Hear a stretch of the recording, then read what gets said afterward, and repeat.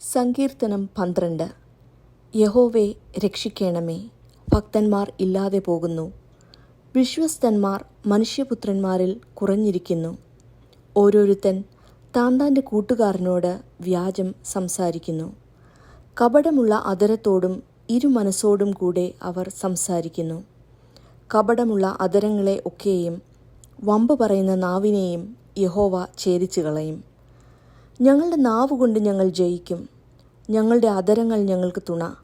ഞങ്ങൾക്ക് യജമാനൻ ആർ എന്ന് അവർ പറയുന്നു. എളിയവരുടെ പീഡയും ദരിദ്രന്മാരുടെ ദീർഘശ്വാസവും നിമിത്തം ഇപ്പോൾ ഞാൻ എഴുന്നേൽക്കും. രക്ഷയ്ക്കായി കാംക്ഷിക്കുന്നവനെ ഞാൻ അതിലാക്കും എന്ന് യഹോവ അരുളി ചെയ്യുന്നു. യഹോവയുടെ വചനങ്ങൾ നിർമ്മല വചനങ്ങൾ ആകുന്നു. നിലത്ത് ഉലയിൽ ഉരുക്കി 7 പ്രാവശ്യം ശുദ്ധി ചെയ്ത വെള്ളി പോലെ തന്നെ.